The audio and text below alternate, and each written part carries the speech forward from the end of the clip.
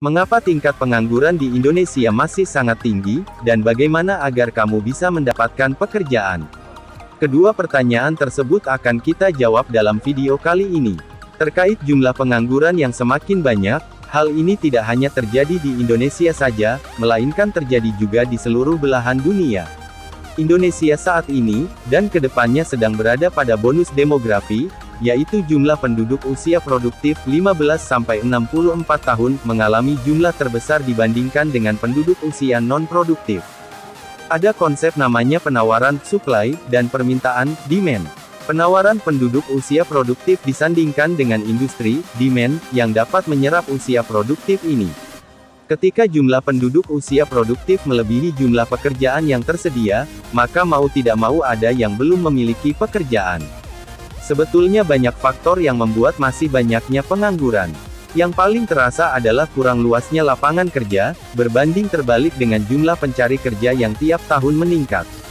Sebabnya yaitu banyak fresh graduate juga kurang mempunyai skill dan akibatnya ia belum bisa survive di persaingan dunia kerja. Lalu, dengan faktor teknologi yang semakin tahun semakin canggih, mau nggak mau tenaga manusia juga akan tergantikan dengan mesin, yang menyebabkan banyaknya PHK di tiap industri. Banyak tenaga asing yang masuk ke Indonesia juga salah satu penyebabnya. Tenaga asing yang mempunyai skill lebih sering dipandang dibanding tenaga asli Indonesia, ya masalahnya sama yaitu keilmuan dan SDM. Makin canggih zamannya, butuh penguasaan tinggi terhadap teknologi dan lain hal. Akan timbul pekerjaan baru terkait hal itu. Dan jumlah pekerjaan baru tersebut akan banyak sekali dibanding tipe pekerjaan lama. Perusahaan selalu ingin mempekerjakan orang yang terampil dan memiliki kemampuan yang mereka butuhkan.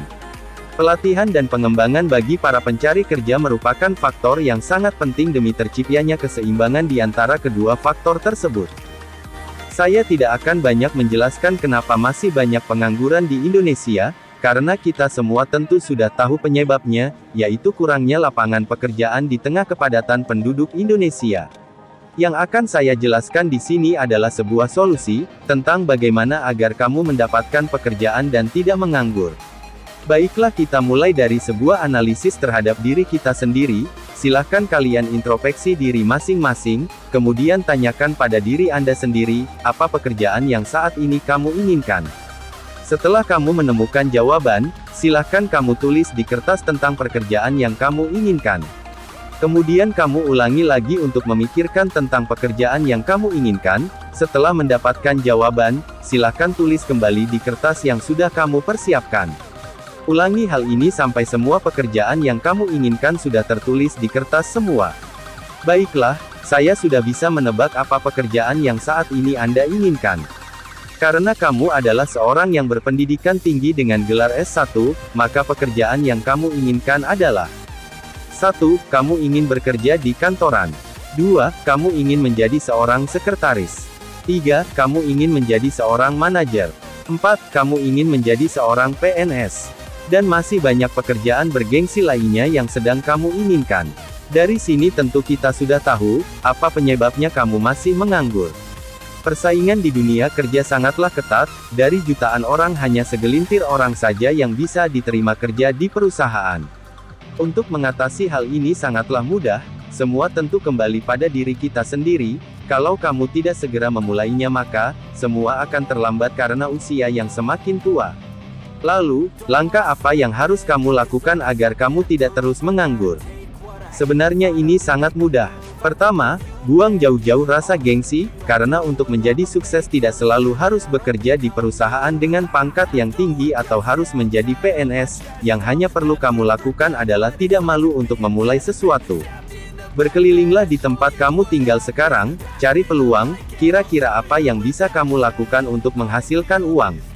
Kita ambil contoh, dari sebuah kisah nyata dan ini adalah kakak saya sendiri yang seorang sarjana dengan nilai IPK tertinggi di kampusnya. Dia bisa membuktikan bahwa ternyata tidak selalu butuh modal untuk memulai sebuah usaha agar menjadi besar.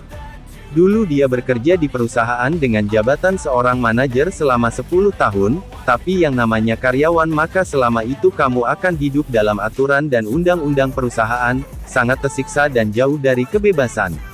Akhirnya dia mengundurkan diri rela tanpa pesangon, dan dia mulai usaha menjadi seorang pemulung, sempat jatuh bangun tapi dengan tekad yang kuat saat ini dia sudah menjadi bos dari pemulung dan telah memiliki 40 orang lebih anak buah.